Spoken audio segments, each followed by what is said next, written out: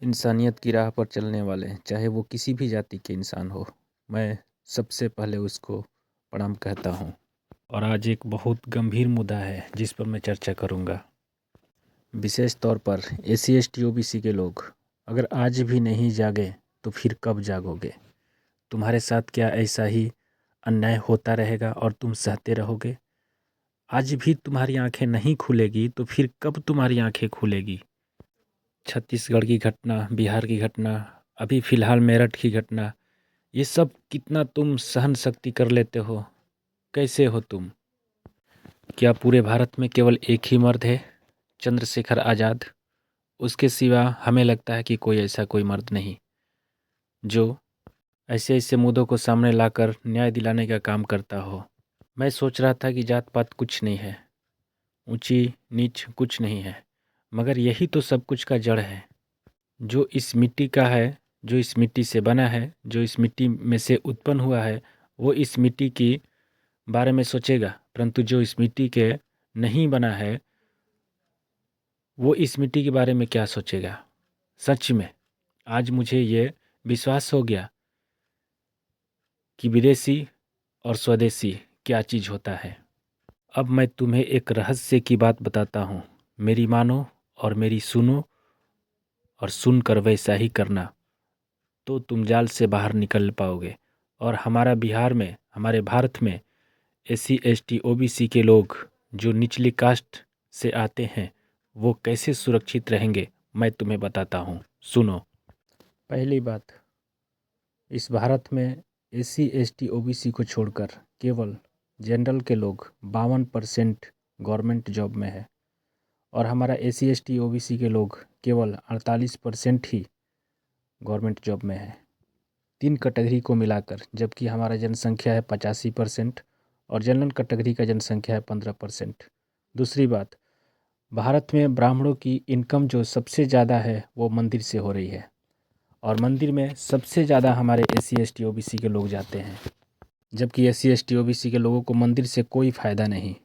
ब्राह्मणों के पास भूमि 70% है, वही एससी एसटी ओबीसी के लोग केवल उनसे खरीदा हुआ 30% की भूमि है। सबसे पहले काम करना होगा, अपने अपने घर से हर एक बच्चे बच्चियों को गवर्नमेंट जॉब में भेजना होगा। इसके लिए शिक्षा ज़रूरी है।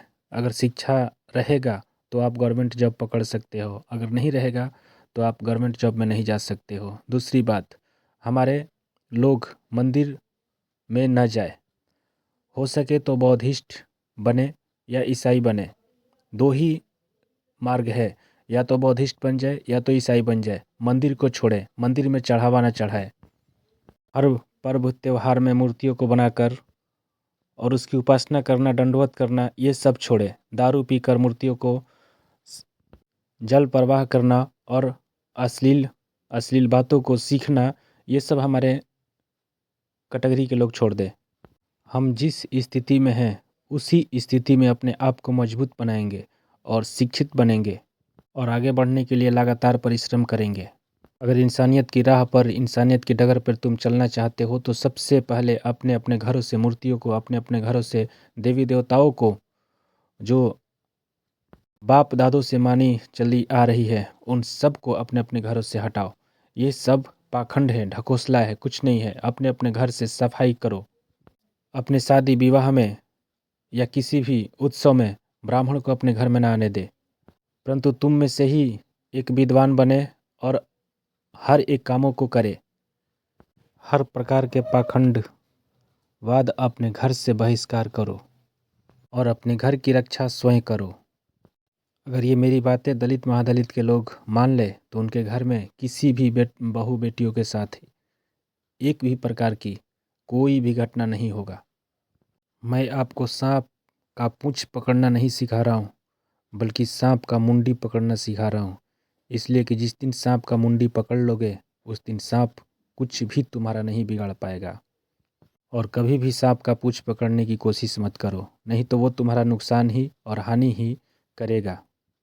उत्तर प्रदेश और बिहार और छत्तीसगढ़ या किसी भी स्टेट में दलित महादलित के बेटी बहन के साथ जो कुछ भी होता है, यह एक साजिश और माइंड गेम है।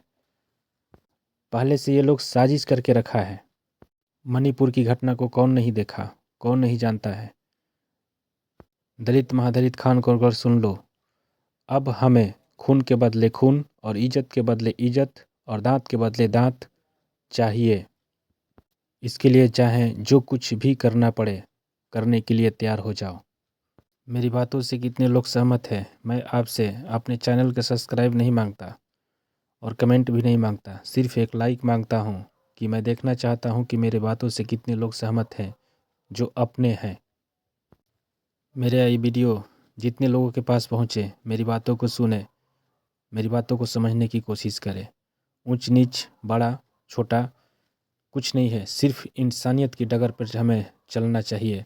और जो इंसानियत की डगर पर ना चले, इंसान अपनी इंसानियत को भूल जाए, उसके साथ क्या बर्ताव करना चाहिए वो हमें अच्छी तरह पता है।